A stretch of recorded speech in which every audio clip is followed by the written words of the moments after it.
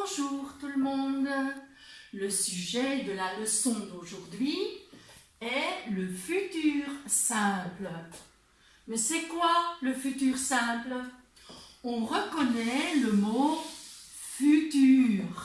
Futur comme dans le futur proche, ou bien en anglais future. Alors vous savez ce que ça veut dire. Le futur, c'est de toekomst, l'avenir. Oui. Alors simple, ça veut dire aussi que c'est facile. Donc ce temps-ci est très facile parce qu'il n'y a qu'un verbe. Et werkwoord. Ja. Alors maintenant on va voir quand est-ce qu'on va employer le futur simple. Pour cela, j'ai fait un schéma. Un schéma, la ligne des temps. Comme ça, vous voyez où se situe exactement le futur simple. Vous vous rappelez, nous avons commencé par l'indicatif présent, de tegenwoordige tijd. J'ai noté quelques exemples. Par exemple, je joue au foot, je pars en voyage, je vends des légumes. On a vu aussi des structures avec deux verbes. Je peux ouvrir la fenêtre. Je dois retourner à la maison. Donc ça, c'est l'indicatif présent. Alors, on a vu un temps qui venait de terminer, tout juste. En irlandais, we zijn net binnengekomen, we hebben net onze taken af. Vous vous rappelez comment on forme ce temps?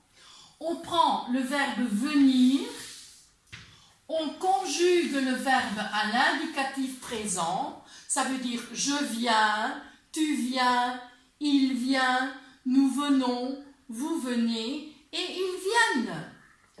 À ça, on ajoute la préposition de ou des apostrophes quand le verbe commence par une voyelle ou un H muet et on ajoute l'infinitif.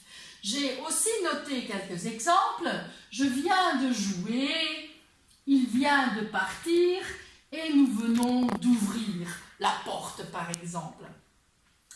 Alors on va un peu plus loin dans le temps. On a vu le passé composé. Le passé composé en irlandais, voltooid tegenwoordige tijd. Comment est-ce qu'on formait ce temps? On avait les verbes avoir et être qu'on conjuguait à l'indicatif présent et on ajoutait le participe passé, het voltooid deelwoord. J'ai noté deux exemples. Par exemple, j'ai regardé la télévision ou un film. Je suis entrée dans la classe. Alors, le dernier temps dans le passé, c'était l'imparfait. Imparfait, onvoltooid verleden tijd. Pour ce temps, on devait partir de l'indicatif présent, nous regardons ou nous sortons, et on devait éliminer le ONS et le sujet. Et on avait alors le radical de stam. Et qu'est-ce qu'on ajoutait? Les terminaisons AIS pour je, AIS pour tu, AIT pour il, mais aussi pour elle ou pour on, IOLS pour nous, IEZ pour vous et AIENT pour il. Alors maintenant, je vais dans le futur. On a déjà vu un temps dans le futur, notamment le futur proche. Proche, ce qui est tout près. Tout près de l'indicatif présent. De nabije toekomst. Ja? Alors, comment est-ce qu'on forme ce temps? Eh bien, on utilise le verbe aller. Aller que je conjugue à l'indicatif présent. Ça veut dire je vais, tu vas, il va, nous allons, vous allez et ils vont. Et à ce verbe aller, on ajoute toujours l'infinitif. Hein? Par exemple, je vais jouer dans quelques minutes. Tu vas partir ce soir et nous allons ouvrir la porte tout de suite.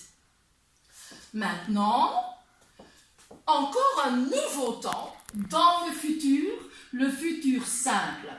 En néerlandais, de onvoltooid toekomende tijd. C'est un temps simple, mais on va, à l'aide du texte, de la petite interview, on va essayer de reconnaître les formes du futur simple. D'accord?